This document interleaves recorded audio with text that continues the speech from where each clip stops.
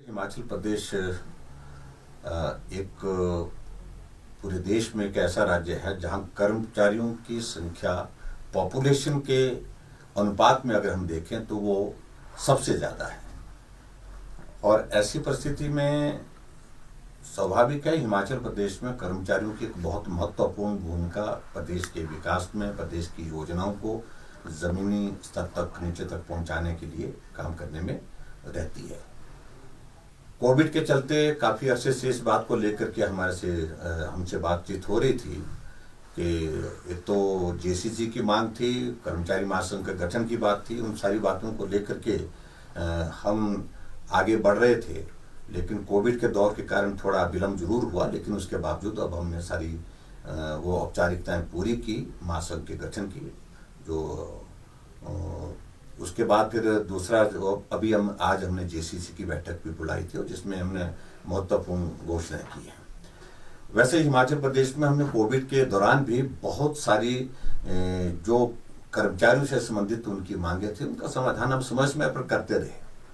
लेकिन कर्मचारियों को भी इस बात के लिए धन्यवाद करना चाहूंगा क्योंकि उन्होंने भी कोविड के चलते बहुत ज्यादा दबाव अपनी मांगों के लिए नहीं रखा और सहयोग किया। सारी हालात परिस्थितियों को समझते हुए उन्होंने इसमें सहयोग दिया। जहां तक आज की जेसीसी की अगर हम बात करें, इसमें जो महत्वपूर्ण निर्णय हमने आज जो लिए हैं, एक तो यह है कि कर्मचारियों को 1 जनवरी 2016 से नए वेतनमान दिए जाएंगे। जनवरी 2022 का संशोधित वेतन जो है वो हम फरवरी के मास में जब सैलरी देंगे उसमें उसको शामिल करेंगे, उससे शुरुआत करेंगे और जिस पर हमारी सहमति बनी है। सहमति बनने के बाद मैंने आज विधिवत इसकी घोषणा भी की है। और उसी प्रकार से जो पेंशन, जो पारिवारिक पेंशनरों की जो पेंशन एवं सेवानिवृत्ति के जो लाभ की बात है, वो 1 जनवरी 2016 से संशोधित दिए जाएंगे। एक ये भी निर्णय उसमें हुआ है पेंशनर्स के लिए विशेष तौर से, क्योंकि उनकी संख्या भी हिमाचल प्रदेश में बहुत बड़ी है। और उसी तरह से आगे बढ़कर के कर्मचारियों और पेंशनरों को जो महंगाई भत्ता, महंगाई राहत देने की अगर बात है तो वो राहत भी जो लाभ संशोधित वेतनमानों वो एवं पेंशन पर दे रहेगा, ये भी हमने साथ में उसको जोड़ा है।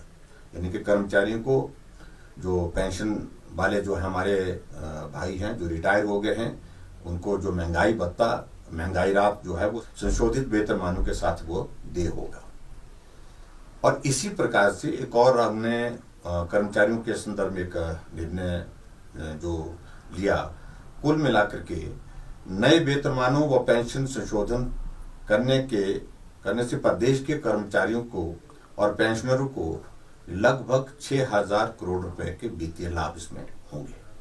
तो एक साइजेबल अमाउंट जिसको हम कह सकते हैं कि हमारे कर्मचारियों के लिए हिमाचल प्रदेश में जो पेंशनर्स हैं उनके लिए देने की आज हमने जो विधिवत एक जेसीसी की बैठक में घोषणा की है। कुल मिलाकर के वित्तीय लाभ अगर आज हम सारे मिला करके देखें तो 7,500 करोड़ रुपए के वित्तीय लाभ कर्मचारियों को और कर्मचारियों के अतिरिक्त जो हमारे जो पेंशन वाले लोग हैं, जो पेंशन धारक है, तो उनको ये मिलने वाला है। कोविड के इस दौर के बावजूद भी कर्मचारियों के लिए इतनी बड़ी राहत देना, इतनी बड़ी मदद करना, तो ये कठिन लग रहा था, मुश्किल लग रहा था, लेकिन उसके बावजूद भी हमको करना है। इसलिए करना है क्योंकि कर्मचारियों के बहुत बड़ा कंट्रीब्यूशन रहता है स्टेट के आगे बढ़ाने में। तो स्वाभाविक रूप से इस बात को वो मांग भी कर रहे थे और उस मांग को पूरा करने की दिशा में हम आज आगे बढ़े। निश्चित रूप से इस बात को लेकर के भी हम कुछ चीज़ों को लेकर के सोच तो रहे हैं कि हम कुछ करें, लेकिन ये हमारे लिए एक तरह की आप बताऊं इस तरह की स्थिति भी रहती है क्योंकि हमारा पे कमीशन और सारी चीज़ें जो कर्मचारियों से संबंधित जितने भी मसले हैं वो पंजाब से संबंधित रहते हैं। तो इसलिए ये करने कुछ एक चीज़ें तो हमारी उस तरह से हमको करनी ही है, क्योंकि पंजाब वालों ने अपना पे कमीशन की जो है वो अनाउंसमेंट करने के बाद उसकी इम्प्लीमेंटेशन की दिशा में आगे वो बढ़े हैं और हिमाचल प्रदेश को भी उसको फॉलो करना है। कॉन्ट्रैक्ट वाला एक बहुत बड़ा इशू था जिसमें जो हमारे जितने भी हमारे कर्मचारी लगे हैं उसमें से एक बात आ रही थी कि जो 3 साल से उसको 2 साल तक किया जाए, वो हमने 2 साल तक करने का एक निर्णय लिया।